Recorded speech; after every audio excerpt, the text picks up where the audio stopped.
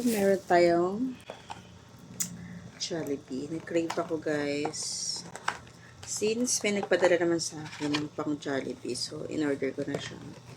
So, thank you sa'yo.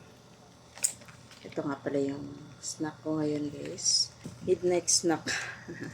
Actually, guys, ayoko na kumain sa gabi. Bigla lang ako nag-crave. Minsan lang naman to nangyayari.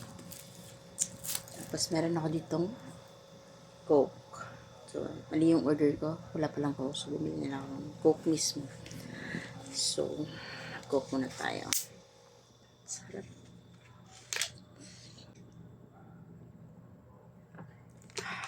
Lagyan mo natin ang sauce. Sarap.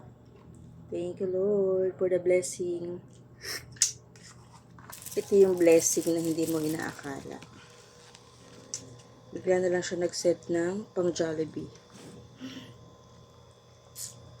Yan kami nag-usap, tapos bigla lang may chat siya na ganun. Tara, kain tayo.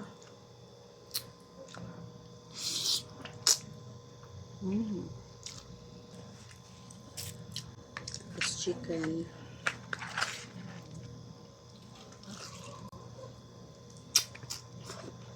Sarap na ito. Guys, magkano dito sa Pampanga. Pwede ka dito magpa-deliver ng 13 pesos lang. 13 pesos lang yung delivery fee. Pero yun, 13 pesos. Imagine that. Sobrang mura ng delivery fee dito. Laki ng chicken.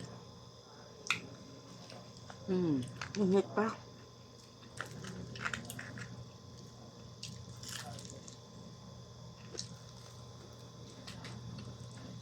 Lambot.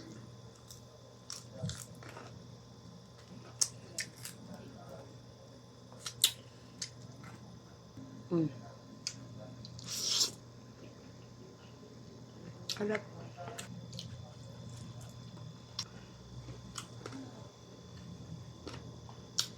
Beauty rest ako.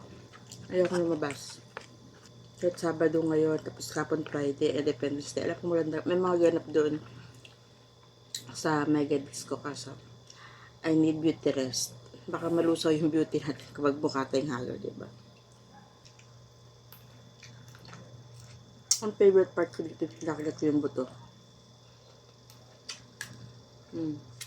Ganun. Sarap.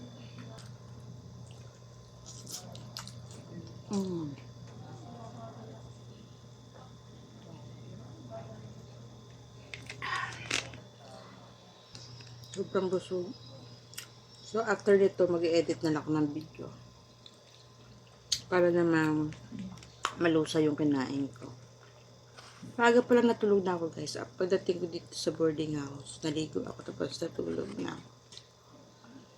Tapos, syempre dahil boarding house to, pag lumating yung mga ka-roommate ko, nalilusing ako. Syempre nainin ko lang. So, ayan, nagutom. Gusto ko talaga yung hindi nakakain sa gabi. So, ito na mag-diet. Nakarain kasi nasanay yung tiyan ko na hindi kumakain sa gabi. Mula nung labas-labas ako, tapos kumakain. Bumalik na naman. Tapos na. Thank you. Sana nabusog mo kayo. Kasi ako busog na busog. Thank you sa nagpadala ng pang Jollibee. Wala kang kupas. Mayroon pa akong pang Jollibee kung kailan ako mag-crave. Kasi di ko naubos yung kanyang pinadala. Thank you sa pag-share ng blessing. Yun lang, bye. Sana meron din sa yung mag-share ng blessing.